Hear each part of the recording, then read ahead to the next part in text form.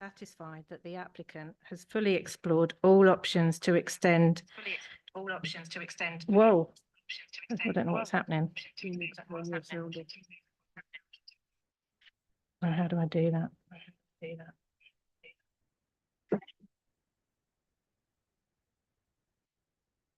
And I have an issue. I'm through my laptop. Apologies. It's funny that just happened in the middle, right in the middle.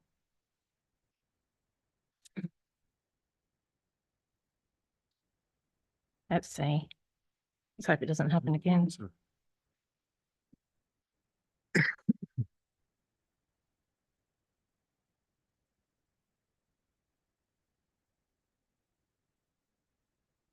Yeah, it's just unexpected, wasn't it? Yeah. Yeah.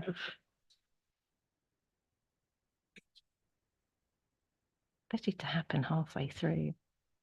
Okay, let's see what happens now. There you go. Okay, where was I? Let's go back. Okay, so officers have carefully considered the impact of the development and are satisfied that the applicant has fully explored all options to extend the existing primary school and options to locate the building elsewhere within the site, and that there are no other suitable locations within the site for the building.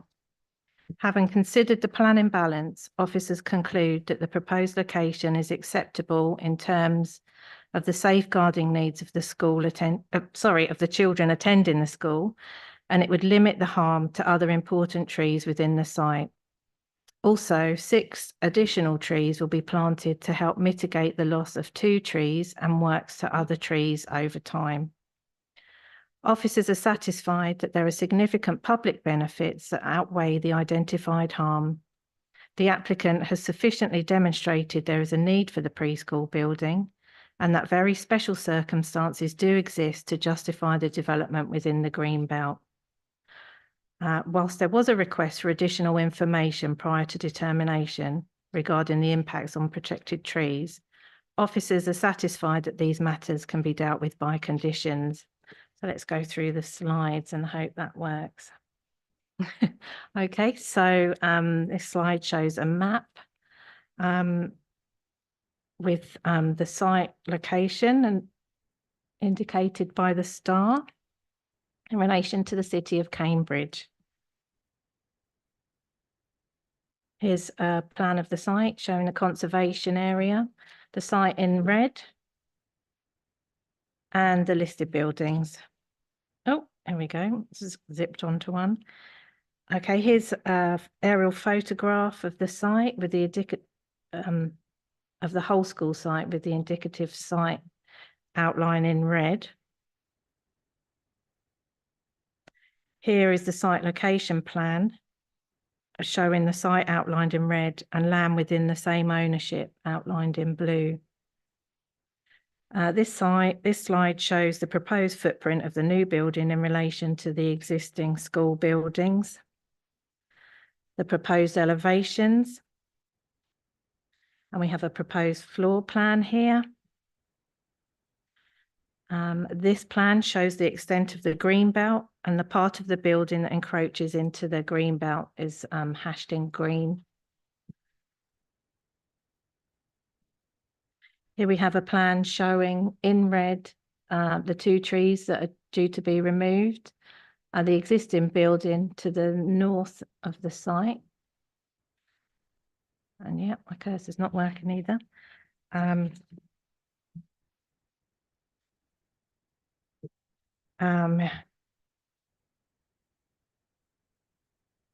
Okay, so this plan is a proposed site plan showing the location of the 6 new trees, as you'll see there at the bottom of the site there. Here's a photograph of Teversham Primary School and the old school building, looking towards Airport Way and with the hedging along the front that would partly obscure the new building. It's a view from within the site, looking towards Airport Way, and you can see that the site is used as a throughfare for parents and children. Here's the old school building in the side elevation. Here we've got a view within the site from the playground. So the new building will be behind that prominent tree to the left and beyond the fencing.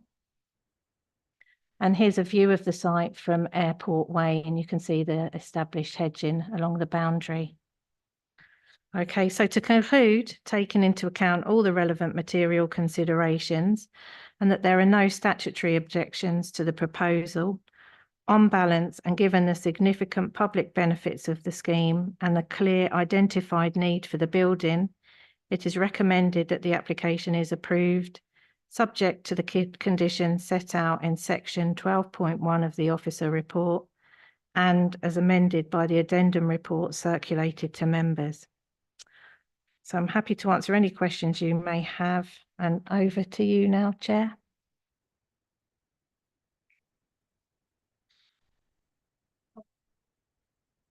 Are there any questions for clarification? Okay, thank you, Chair.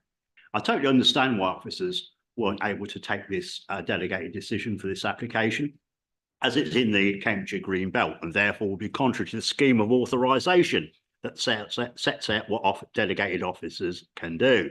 However, through the Chair, I'd like to recommend that a review is undertaken for this scheme of authorisation and an update provided to this committee at a future meeting. Like what happened previously when I was the chair, to avoid a similar situation, and Councillor Sebastian was there then, and Councillor Gardner, obviously, where an application has a full statutory consultee and local support cannot be delegated. I'd like to think my proposal for this review of the scheme of authorisation could have unanimous support today. So just some questions. I suppose I'll put you on the spot a bit, so I don't know if you can elaborate on that a bit. Thanks. Deborah or anybody? Sorry to complicate things. Well, thank you for that contribution. I note that there are 3 similar applications as delegated decisions in a later item in this meeting. That is replacement of a classroom by replacement of a mobile classroom by a permanent building. So I would ask the officers to comment on the necessity of this meeting in person. Thank you, Chair. So in terms of the council scheme of delegations, the authorisations state at 24 that where a proposal for development is a major departure from the development plan, then it needs to be brought before planning committee. And that in this case, that's because, albeit only a small part of the development, but part of the development is in the green belt. And if Councillor Connor and other members would like us to work on a review of the scheme of delegations, then my understanding is this would need to go to full council. The difficulty that I would have with that is finding appropriate wording that wouldn't put discretion to officers about what is and isn't a major departure, because this is a departure from the development plan, and it's important that the greenbelt considerations are taken into account. And then if the decision by members is for approval, the decision won't be issued until the Secretary of State, because greenbelt is so important, actually decides whether or not they want to call the decision in. So whilst in this case, I agree, and the report is very clear that sets out that the recommendation is for approval, there were planning harms that needed to be considered, including the impact on the greenbelt, the impact on the conservation area, and the non-designated heritage asset, and that's why it's before you today. If somebody with a better mind than mine can come up with wording for a scheme of delegations that would be able to remove the need for some committees and then keep the need for others, then that's fine. But I can't see a way around it at this point, because it is important that we consider the green belt. Councillor Kindersley. Oh, sorry. No, finish your point. And I'd say thank you for that explanation, really. I certainly haven't got a better mind than you, but I will be trying to think of something in due course. But thank you. Councillor Kindersley. Thanks, Chair. The first point I want to make is that I have no objection to this application and would support it going forward. What's not made clear, unless I've missed it, is whether or not we have to refer this to the Secretary of State and wait for a decision or not. We do. So if it could perhaps be sent with a little note attached to it saying this is very low-key development in the Greenbelt, and could you please expedite it, given that it is for education and, you know, those children do need, you know, a better facility as set out very clearly in the course of the report. So that's the first point I want to make. If Deborah Through you, Chair, if it's right to come back on that. Thank you. So whatever decision we've had before from the Secretary of State has always come in less than, I think it's 21 days, in less than that. But they do also read the full report and the minutes of the committee. So they will hear what you have just said. that could go either way. The second point I want to just make is that whilst I have a huge amount of sympathy with Councillor Connor's proposal, the fact of the matter is that it arises from an application that has significant public support and which has no objections from anyone, either statutory consultees or members of the public. However, that is not always the case. And I think that our officers have highlighted the difficulty of, if we tangle with the scheme of delegation, where are the lines drawn? So if, for example, this was an incredibly contentious case, it would look not great if it had been decided using delegated powers. So whilst Councillor Connor turns his intellect and intellectual prowess to thinking of a way through this, I think we'd be better off leaving the scheme of delegations as it is until a alternative scheme is thought up by someone with brains bigger than us. So all that being said, I'd like to propose that we agree the recommendation.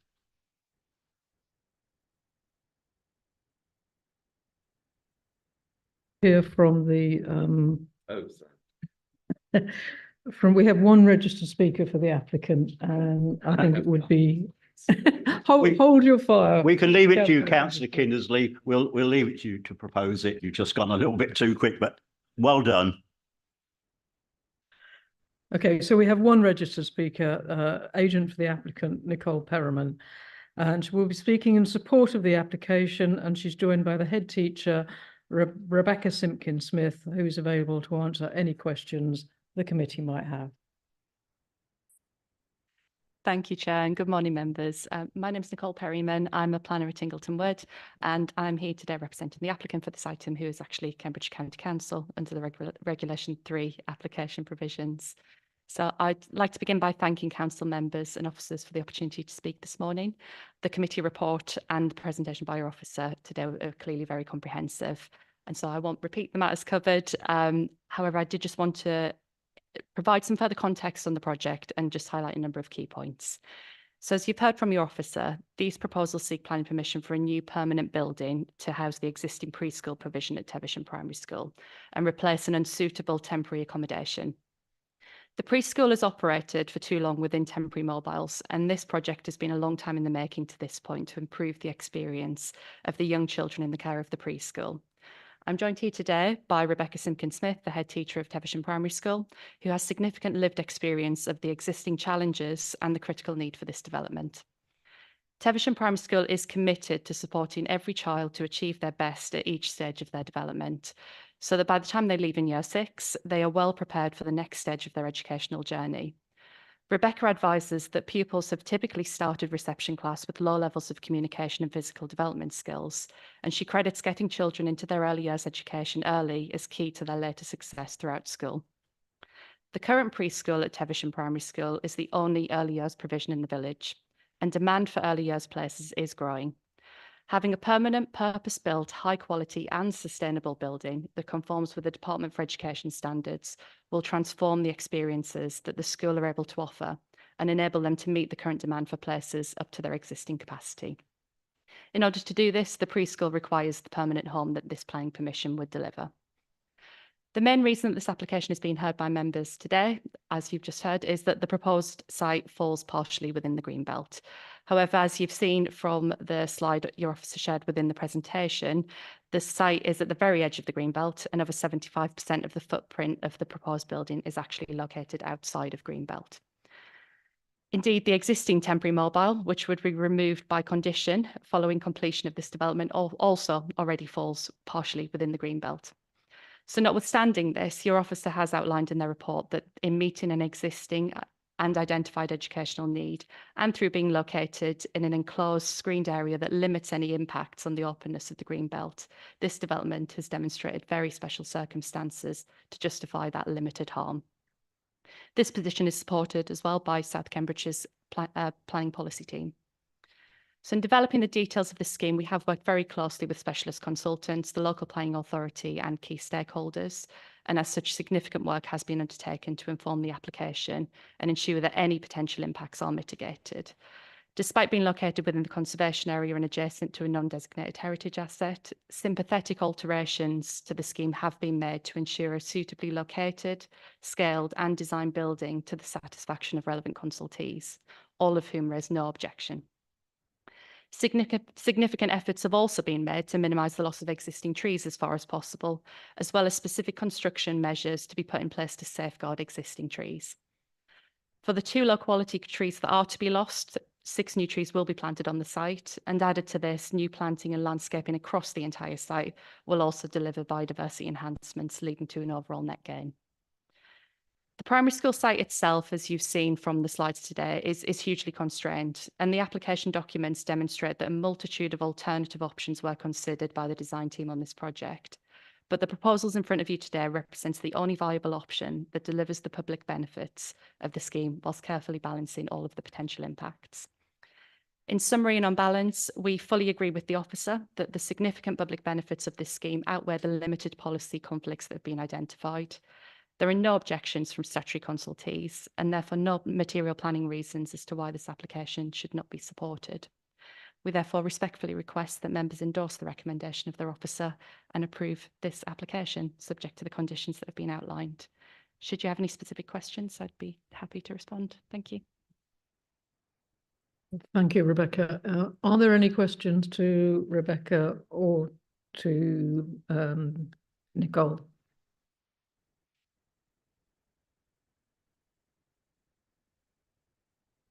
No, I must say it seems a very sensible location and a very discreet building, put within quite a constrained site. So, do I have any? Well, I am going to propose again that we accept the officer recommendation and wish the school the best of luck in delivering the facility. Might be worth remarking that it is almost immediately adjacent to Cambridge Airport, which of course is not in the Cambridge Greenbelt, ironically, and is scheduled for massive amount of development. So those 6 trees will be really important.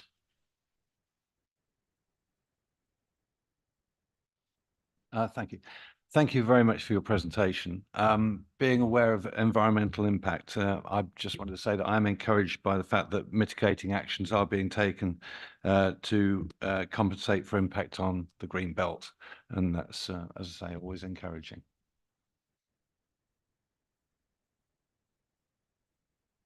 Councillor Kindersley. Happy to second, Chair.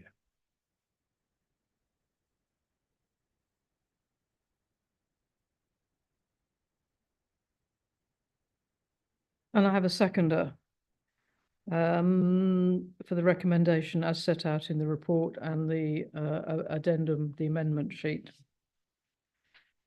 Are we agreed on this? Can I have a show of hands? Thank you. So I think the permission is granted, subject to the conditions set out in paragraph 12.1 of the report. Thank you. So we move on now to a final item, which is the summary of decisions taken under delegated powers. And again, I note that there are actually 3 very similar applications in this list of delegated powers. Can I ask members if we have any questions on the delegated powers? Okay. Well, thank you. We've made a note of the report and of the decisions made, and that concludes the meeting for today. Before you conclude, can I offer, on behalf of us all, a best of luck to Dan, because I think this will be his last meeting at the county before he heads off to darker and further places, Peterborough. And I would like to say, from my own perspective, what a joy it has been working with him over nearly 10 years, I think, probably, and to wish him the very best of luck from us all. Yeah, I'd just like to echo Councillor Kindersley's sentiments there. When I was chair, Dan was absolutely excellent, as were all member services, but Dan used to be my go-to person, and we shall all miss you greatly, but we wish you happy and a prosperous time in your new role in Peterborough. So thank you very much from all of us here this morning. Thanks. Okay, thank you very much, and I echo those sentiments, and best of luck, Dan. Okay, so that concludes the meeting. Thank you all for coming, albeit quite briefly.